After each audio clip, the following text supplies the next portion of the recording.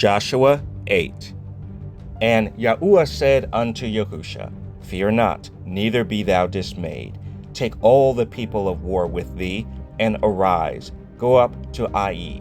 See, I have given into thy hand the king of Ai, and his people, and his city, and his land. And thou shalt do to Ai and her king as thou didst unto Jericho and her king. Only the spoil thereof, and the cattle thereof, shall ye take for a prey unto yourselves. Lay thee an ambush for the city behind it. So Yahusha arose, and all the people of war, to go up against Ai.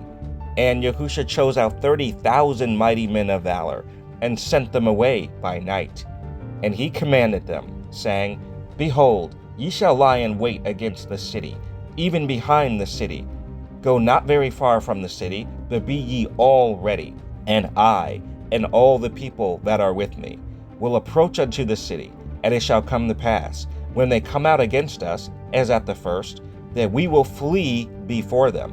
For they will come out after us, till we have drawn them from the city. For they will say, They flee before us as at the first. Therefore we will flee before them.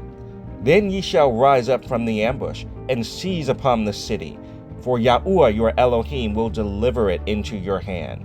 And it shall be, when ye have taken the city, that ye shall set the city on fire, according to the commandment of Yahuwah shall ye do. See, I have commanded you.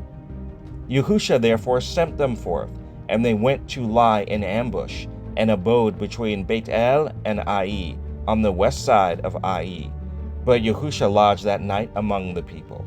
And Yahusha rose up early in the morning, and numbered the people, and went up, he and the elders of Yasharel, before the people to Ai. And all the people, even the people of war that were with him, went up and drew nigh, and came before the city, and pitched on the north side of Ai. Now there was a valley between them and Ai, and he took about 5,000 men, and set them to lie in ambush between Beit El and Ai, on the west side of the city. And when they had set the people, even all the host that was on the north of the city, and their liers in wait on the west of the city, Yahusha went that night into the midst of the valley. And it came to pass, when the king of Ai saw it, that they hasted and rose up early, and the men of the city went out against Yasharel to battle, he and all his people, at a time appointed before the plain. But he wist not that there were liers in wait against him behind the city. And Yahusha and all Yasharel made as if they were beaten before them, and fled by the way of the wilderness. And all the people that were in Ai were called together to pursue after them, and they pursued after Yahusha, and were drawn away from the city. And there was not a man left in Ai or Beit El that went not out after Yasharel, and they left the city open, and pursued after Yasharel. And Yahuwah said unto Yahusha, Stretch out the spear that is in thy hand toward Ai, for I will give it into thine hand. And Yahusha stretched out the spear that he had in his hand toward the city. And the ambush arose quickly out of their place, and they ran as soon as he had stretched out his hand. And they entered into the city, and took it, and hasted, and set the city on fire. And when the men of Ai looked behind them, they saw, and behold, the smoke of the city ascended up to heaven, and they had no power to flee this way or that way. And the people that fled to the wilderness turned back upon the pursuers. And when Yahusha and all Yasharel saw that the ambush had taken the city, and that the smoke of the city ascended, then they turned again, and slew the men of Ai. And the other issued out of the city against them. So they were in the midst of Yasharel, some on this side, and some on that side. And they smote them, so that they let none of them remain or escape. And the king of Ai they took alive, and brought him to Yahusha. And it came to pass, when Yasharel had made an end of slaying all the inhabitants of Ai in the field, in the wilderness wherein they chased them, and when they were all fallen on the edge of the sword, until they were consumed, that all the Israelites returned unto Ai, and smote it with the edge of the sword. And so it was, that all that fell that day, both of men and women, were 12,000, even all the men of Ai. For Yahusha drew not his hand back, wherewith he stretched out the spear, until he had utterly destroyed all the inhabitants of Ai.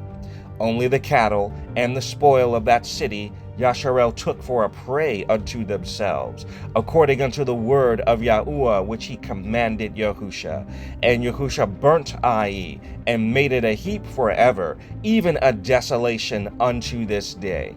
And the king of Ai he hanged on a tree until eventide. And as soon as the sun was down, Yahusha commanded that they should take his carcass down from the tree, and cast it at the entering of the gate of the city, and raise thereon a great heap of stones, that remaineth unto this day. Then Yahusha built an altar unto Yahuwah Elohim of Yasharel in Mount Ebal, as Moses, the servant of Yahuwah, commanded the children of Yasharel, as it is written in the book of the law of Moses, an altar of whole stones, over which no man hath lifted up any iron. And they offered thereon burnt offerings unto Yahuwah, and sacrificed peace offerings. And he wrote there upon the stones a copy of the law of Moses, which he wrote in the presence of the children of Yasharel. And all Yasharel and their elders and officers and their judges stood on this side the ark, and on that side before the priests the Levites, which bear the ark of the covenant of Yahuwah, as well the stranger as he that was born among them, half of them over against Mount Gerizim, and half of them over against Mount Ebal, as Moses the servant of Yahuwah had commanded before, that they should bless the people of Yasharel. And afterward he read all the words of the law, the blessings and cursings, according to all that is written in the book of the law.